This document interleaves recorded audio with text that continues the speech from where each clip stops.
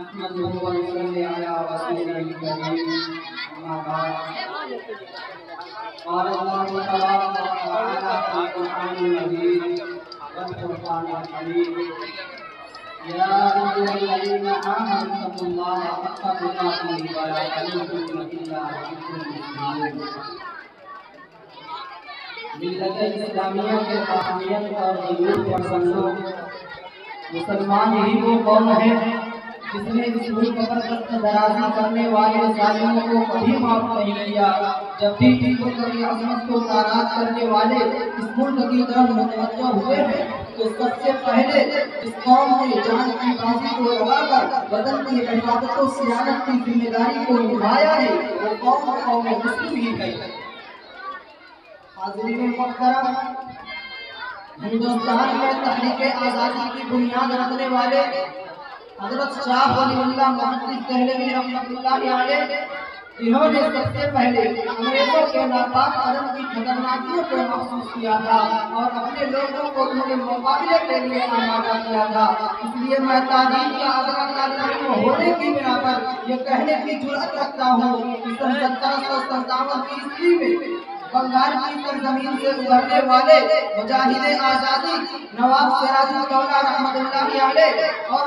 میسور کی سرزمین سے ابھر کر جہاد آزادی کی سزا بلند کرنے والے بطر جلیل مجاہد آزادی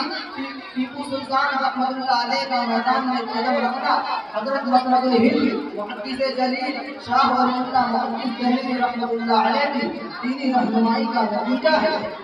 بالآخر جب 1799 عیسوی میں حضرت ٹیپو سلطان رحمۃ اللہ علیہ کو شہادت ملی اور ایک انگریز نے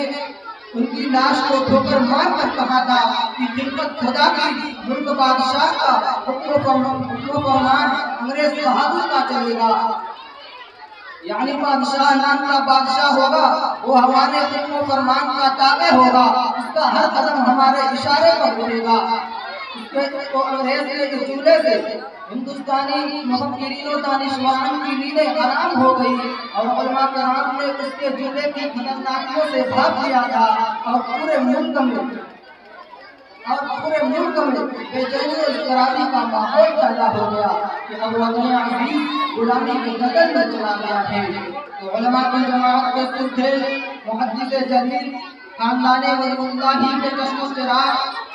حضرت شاہ عبدالعزیز محدث دہلوی رحمۃ اللہ علیہ نے سن 1803 عیسوی میں ایک تاریخی فتویٰ دیا کہ آج سے ہمارا ملک ہندوستان غلام ہو چکا ہے، اس لیے یہاں جہاد فرض ہو چکا ہے۔ اب یہاں کے رہنے والے مسلمانوں کے لیے صرف دو آپشن ہے، یا تو جہاد یا تو اس ملک سے ہجرت۔ بس حضرت شاہ صاحب کا یہ فتویٰ آنا تھا کہ پورے ملک میں جنگ آزادی کی صدا دکھائی دینے لگی۔ مدارس کے علماء نے جنگ آزادی میں شرکت کو کار ثواب تصور کرتے ہوئے اس جنگ کی صف اول کو اپنا مقام بنایا اور خانقاہوں کے صوفیوں نے اپنی خانقاہوں سے مجاہدین پیدا کر کے میدان کارزار میں گزارا اور پورے ملک کے ہر چپے اور ہر گوشے میں جنگ آزادی کا علم بلند ہوتا دکھائی دینے لگا۔ بالآخر حضرت شاہ صاحب کے فتوے کے بعد جو جماعت سب سے پہلے اپنی جان حضرتی بننے پر آئی وہ حضرت شاہ صاحب کی نسلی اور روحانی فرزندوں کی جماعت تھی۔ آپ کے ارشد خلفاء کے ائمہ میں سے ایک اہم نام حضرت سید احمد شہید رحمۃ اللہ علیہ کا ہے۔ حضرت سید شہید رحمۃ اللہ علیہ کی سربراہی میں سن 1821 عیسوی میں بالا کوٹ کی پہاڑی لالا زار ہو گئی۔ اس کے بعد علماء کرام مختلف اوقات میں جنگ آزادی کی صدا لگاتے رہے، لیکن سب سے زیادہ منظم انداز میں سن 1857 عیسوی میں جنگ ہوئی۔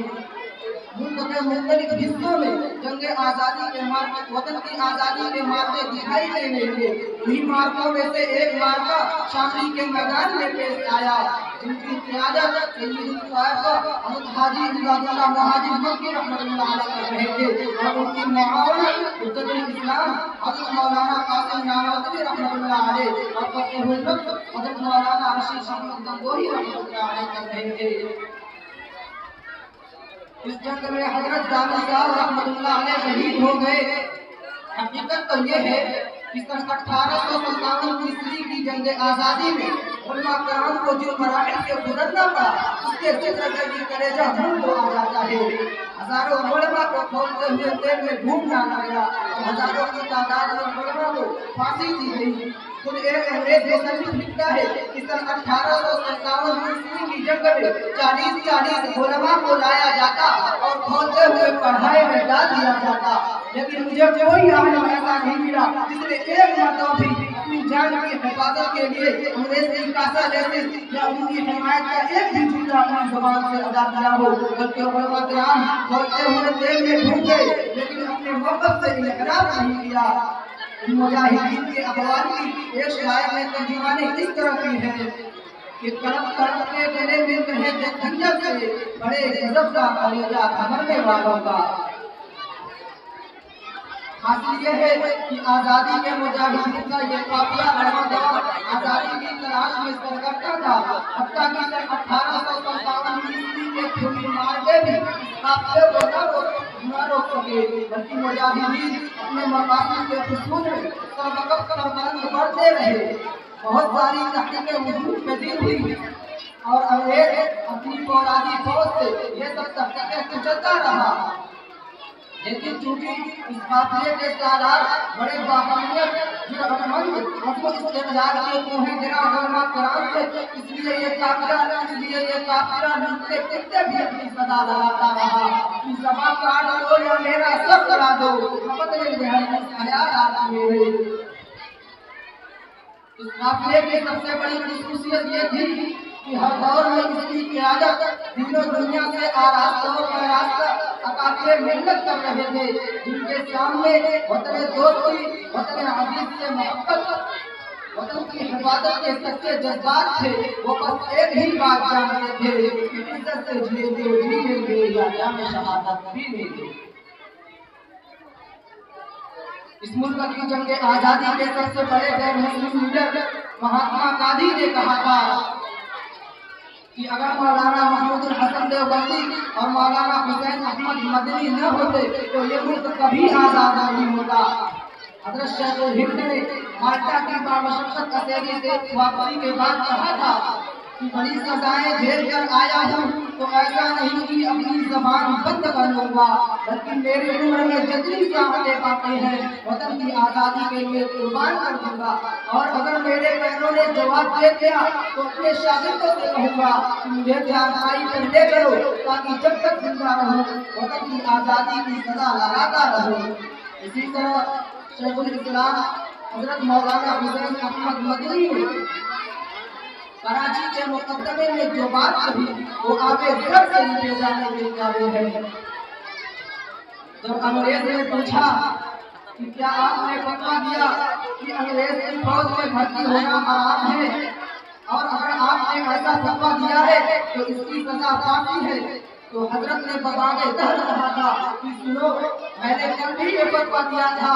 کہ انگریز کی فوج میں بھرتی ہونا حرام ہے، اور آج بھی یہ فتویٰ دے رہا ہوں کہ انگریز کی فوج میں بھرتی ہونا حرام ہے، اور جب تک زندہ رہوں گا یہ فتویٰ دیتا رہوں گا کہ انگریز کی فوج میں بھرتی ہونا حرام ہے۔ خلاصہ یہ ہے کہ جنگ آزادی میں علماء کرام کی قربانیاں اتنی ہیں کہ ہندوستان میں کوئی جماعت ان کی صحیح نہیں ہے۔ بس انہی چند کلمات پر اپنی بات کو ختم کرتا ہوں۔ وآخر دعوانا ان الحمد للہ رب العالمین۔